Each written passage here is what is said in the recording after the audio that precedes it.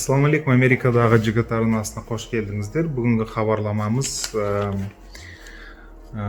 жанармай туралы, азық-түлік туралы, үйдегі қолданылатын жуатын химия туралы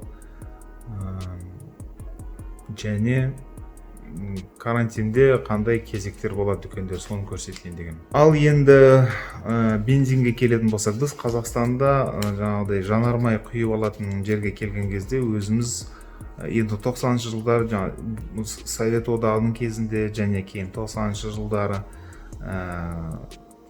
біздің мына орысша айтқанда заправка дейді ғой, мына жанармай құятын жерлерде бизнес дамығанша өзіміз құйып жүретінбіз. Жаңағыдай колонкаға келеміз да, жаңағы шлангын өзіміз аламыз, машинаға тығамыз да өзіміз құйып алатынбыз. Алдын ала жаңағыдай литрларын сатып алып. Кейін қазір ондайдан оны ұмыттық. Қазір қызметке үйреніп қалдық. Қазір келетін болсақ, мына жанармайды құйған кезде арнайы адамдар бар. Сіз тек қана машинаңызды алып келесіз, жаңағыдай құятын жерін ашып бересіз, өздері құйып береді. Америкада сол Совет үкіметіндегідей өзіңіз келесіз, өзіңіз құясыз. Әйел адам болыңыз, еркек болыңыз, оны өзіңіз жасайсыз, сіз үшін ешкім құйып бермейді. Заправкаға жаңағыдай сол жанармай құятын жерге келгеннен кейін ең бірінші сіз банктың карточкасын тағасыз жаңағыдай. Сөйтіп пин-кодты енгізесіз, ақша алудың алдында пин-кодты енгізесіз ғой, сондай банкоматқа сондай пин-кодты енгізесіз, сөйтіп суырып аласыз да, кейін болды, сол колонка сіздің банкіңізде байланыста тұрады. Одан кейін пистолетті аласыздар да машинаңызға, көлігіңізге сұғасыз жаңағыдай. Кейін мына жағында бензиннің 3 түрі болады, соны 3 басатын кнопкасы болады, бір кнопканы басып қаласыз да, керек бензинді, сөйтіп сол бензин құйыла береді. Өзі енді жаңағыдай білесіз ғой, пистолет тыққан кезде андай көтеріп қойатын бір тірегі бар, сол тірегін тіреп қоясыздар да, сөйтіп өзі толған кезде шақ етіп өшіп қалады. Сөйтіп қанша құйылғанын көрсетеді. Негізі олар литрмен есептемейді, бәрін галлонмен есептейді. Бір галлонның ішінде қанша литр бар екен қазір жерде көрсетіледі. Сөйтіп құйып аласыз. Яғни бұл жақта әркім өзі құяды.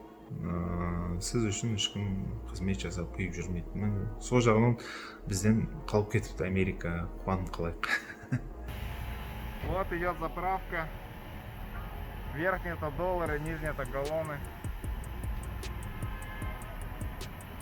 В общем, это сеть Костка, продуктовый магазин, у них еще заправки и СТО свои есть. Вот идет заправка сейчас. Тут, кстати, пистолетчиков нету, сам все делаешь. Мінеки бензинді құйып алдық, 15-4 галлон кірді. Бағасы 2,30 былай айтқанда. $35 41 цент кетті, бір бак құйып алдық мінеки. Toyota Highlander 20-шы жыл. Келесі айтып кететін нәрсе, мына біздің жеп жүрген тамақтар, азық-түлік, бағалар әртүрлі дүкендер бар. Бірақ біз енді өзімізге белгілеп қойған 3 дүкен бар. Costco дүкені бар, Walmart және Food Forest дейтін дүкен бар. Барлық заттар барлық дүкендерде бар, бірақ біз мысал үшін кейбір зат мына дүкенде арзан, кейбір зат мына дүкенде арзан, соның әйелін бәрін зерттеп, мысал үшін белгілі затты бір дүкеннен аламыз да, екінші затты екінші дүкеннен аламыз, үшіншісінен аламыз. Енді бағалардың қандай екенін мен бәрін жатқа біле бермеймін, өйткені үйдегі жұбайым жасайды, оның барлығы мен тек таситын адам ол сатып алады, мен тасып жүрмін. Енді байқағанымды айтып берейін сізге, түсіргенімді көрсетейін.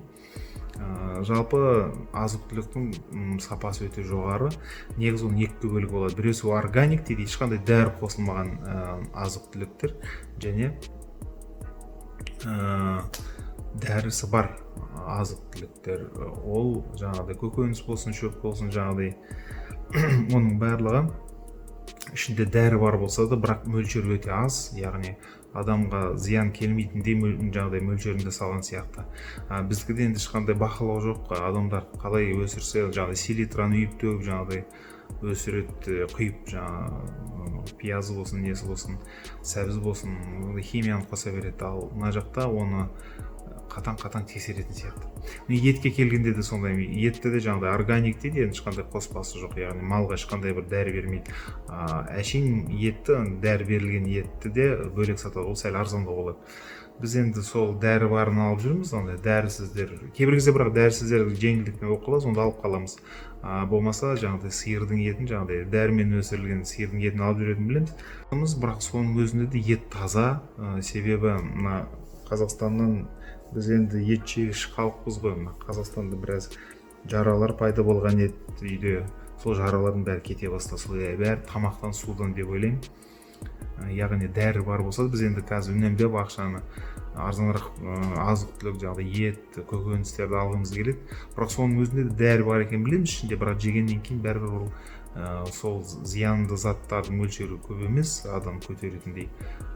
Сол себептен мына айтып отырмын ғой, мына теріміз жаңағыдай бәрі өз орнына келіп жатыр, қайттан жаралардың барлығы кетіп.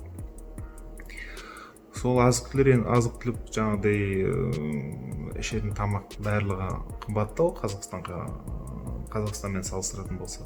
Бірақ бұл жақта айлықтар да биіктеу ғой, көбірек алады адамдар. Оны өйтіп салыстыруға болмайды тікелей. Айлықпен жаңағыдай азық-түліктің бағасын екі бірдей салыстыру керек. Мысалы үшін Қазақстанда айлық қандай, жаңағы тамақтың құны қандай, бағасы қандай. Бұл жақта да бұл жақтың айлығын да салыстыру керек бірге қатар. Мінекей мына қаймақ $1.98, 454 грамм. Вот так выглядит сметана, $1.98 за 454 грамма. Неплохая сметана. Бывает больше упаковки. Қатты қарын ашқан кезде мынандай Walmart'та $5 бір тауық сатылады мынандай. Енді ол арзан, бірақ сапасы өте нашар.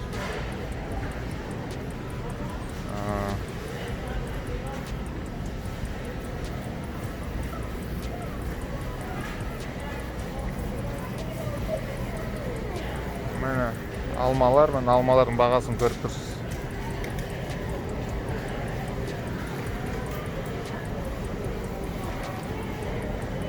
Авокадо әрқайсысы 68 цент. Біреусі. Помидор, лайм.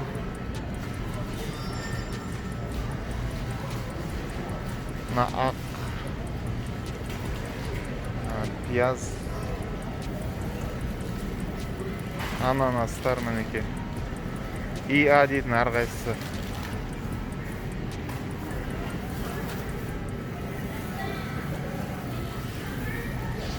Қарбыздар бар міне. Мына пакеттер мынандай. Тартасыз да, былай. Сөйтіп жыртасыз осылай.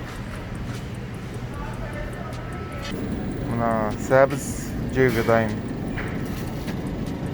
Жеуге дайын сәбіз мінекей. Қанша? $2.86 тұрады.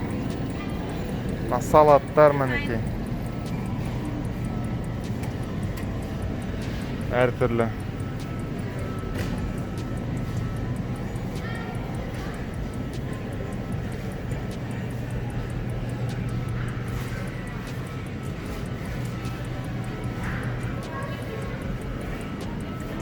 Бананалар.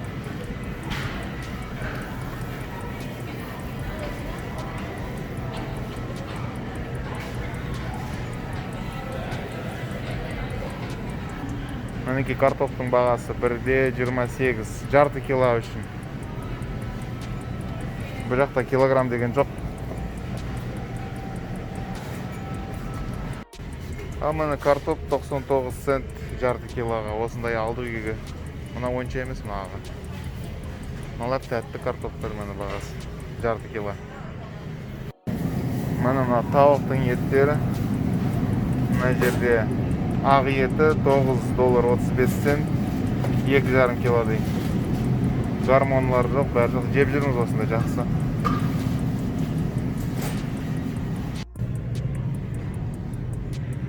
Ал мынау апельсиннің шырыны киноларынан көреміз ғой, осындай пластикалық ыдыстан.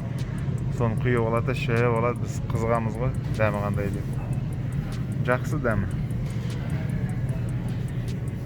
Кейін тез бұзылады. Біздегі, мысалы үшін, тез бұзылмайды ғой, қанша тұрса да. Мынау 1-2 күнде бұзылып кетеді. Яғни табиғиға жақын деген сияқты ғой, сөз.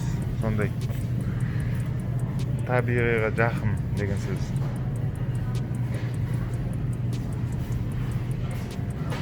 Мына круассан дейтін булочкалар өте дәмді. $5 тұрады ма бір ящигі. Үйдегілер жақсы көреді, соны алып жейміз. Сүттің бәрі осындай пластикте сатылады. $3 тұрады бір галлон, яғни 3 литр, 3,1 литр бағасы осындай. Машин 1 литрге $1 ғой. Тодан кейін әртүрлі витамин қосылғандары бар. Біздікі дейміз ашын. Ауылдан сүт мына жақтан таба алмайсың. Әдейі бір қазір карантин істемейді. Сондай бір ярмарка болады жа, жәрмеңке, сондайдан барып алуға болатын жат, мына жерде жоқ. Мінекей мына қызғанақтар $2 келасы. Мына қызғанақтар, помидор дейміз, жарты келасы $2.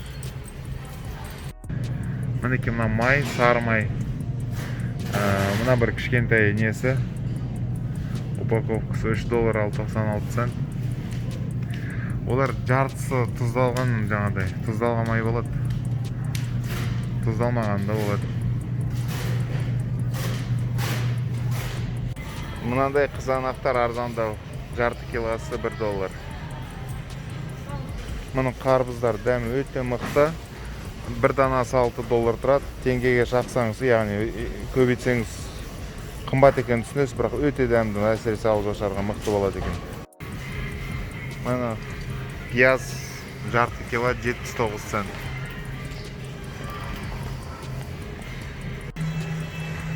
Осындай бір қапшық күріш $10. Мінекей дүкеннің аты Food Palace. Ең арзан баға осыларды. Мына жұмыртқалар $2.48, ішінде 12 данасы бар. 12 тал.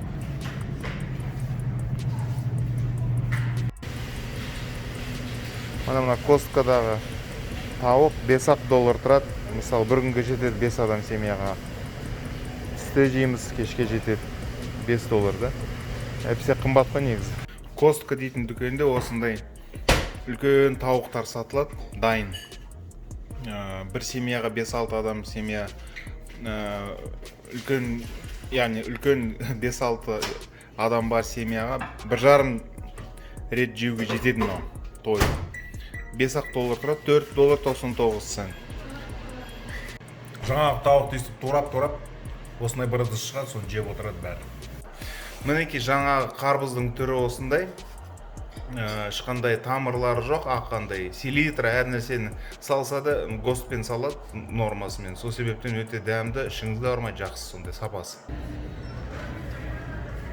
Мінекей мына Walmart дейтін дүкенде киім, тамақ бәрі сатылады, жиһазға дейін. Мына киімдер, мысалы. Мына синтетикасы бар киімдер демалмайды әйелдер.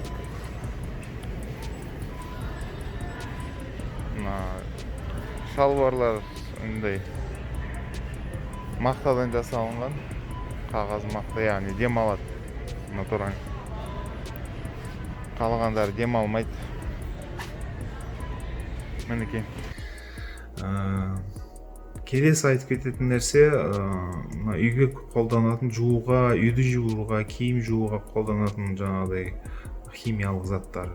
Оның түрлері мүлдем ұқсамайды бізге. Бізде, мысалы, біз порошок дейді ғой, сол порошокқа жаңағыдай үйреніп қалғанбыз. Мысалы үшін кір жуатын машинеге жаңағыдай порошокты сеуіп үйренгенбіз ғой. Бұл жақта оның барлығы сұйық түрде келеді. Сұйық түрде порошок бар, бірақ өте сирек кездеседі, оны ешкім алмайды. Барлығы жаңағыдай сұйық затты алады, химияны. Соны жуатын жаңағыдай машинаға құяды, сол порошоктың рөлін атқарады ары қарай. Нүке мына жаңағыдай ыдыс жуатын, жаңағыдай унитаз, ондай ванна жуынатын жерді бәрін жуатын химиялар бар. Ол да аттары да фирмалары да ұқсамайды біздікіне. Біздікіне негізі көбінесе сол Ресейдің продуктілерін аламыз ғой. Бұл жақта өздерінің өндіретін заттары бар, аттары бөлек, түрі де бөлек, иісі де бөлек, бәрі бөлек. Соны енді келгеннен кейін әбден ағылшынша оқып, соны аударып, сөйтіп пайдаланыңыздар. Енді соны көрсетейін сізге.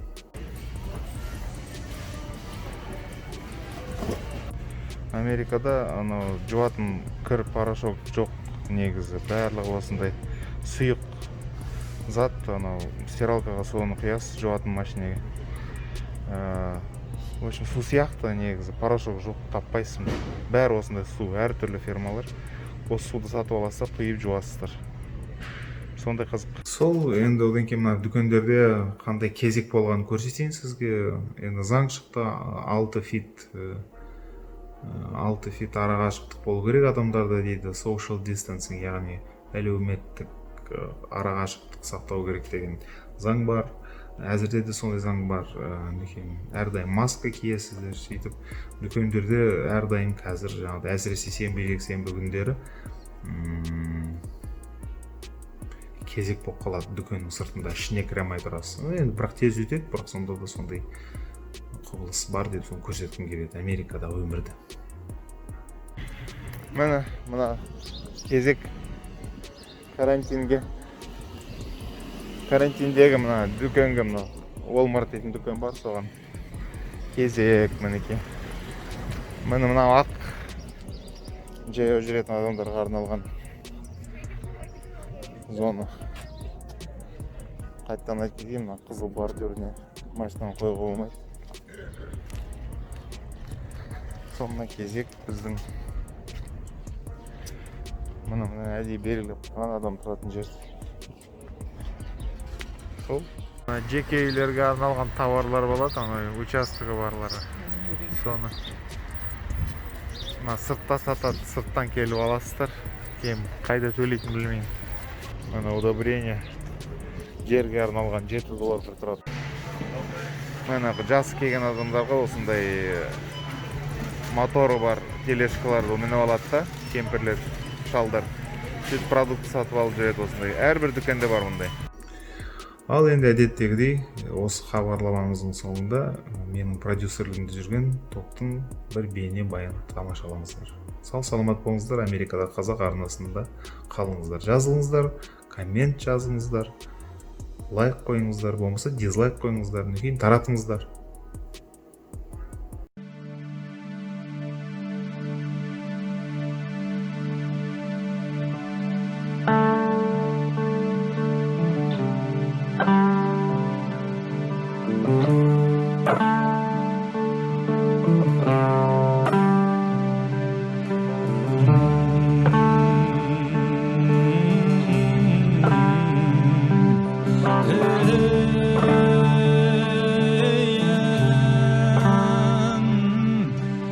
Жанымды өскен Алтайдан,